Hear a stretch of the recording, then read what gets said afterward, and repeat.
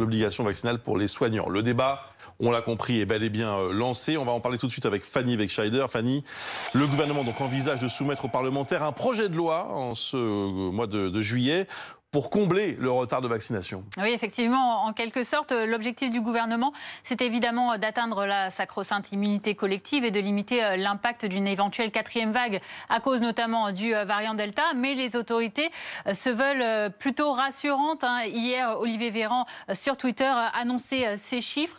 Ce sont actuellement 4,1 millions de Français qui ont été vaccinés rien que cette semaine, dont 1,2 million qui ont reçu leur première injection, un record, dit le ministre de la Santé.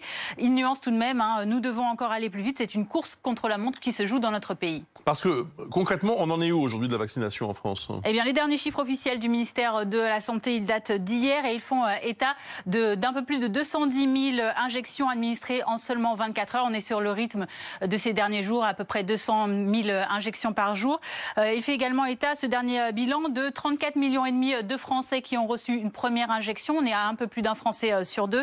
Et de 24,5 millions d'autres qui sont désormais totalement vaccinés. Et là, ils représentent 36,2% de la population. On le voit, on est encore bien loin des 80-90% de la population qui devrait avoir reçu une injection pour atteindre l'immunité collective.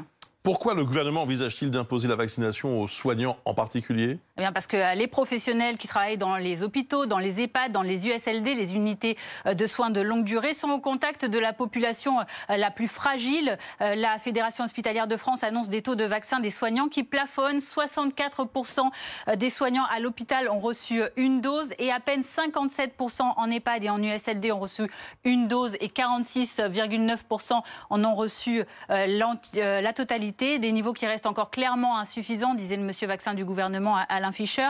Quant aux plus jeunes, on va le voir, qui contribuent eux le plus à la diffusion du virus, ils restent aussi encore très peu vaccinés. Alors certes, leur vaccination a commencé bien plus tardivement, mais tout de même, chez les 12-17 ans, on n'en est qu'à 4,87% qui sont partiellement vaccinés, 0,46% totalement.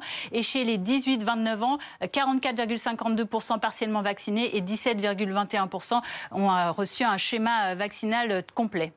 Merci beaucoup Fanny pour toutes ces précisions. Thierry Amouroux, donc on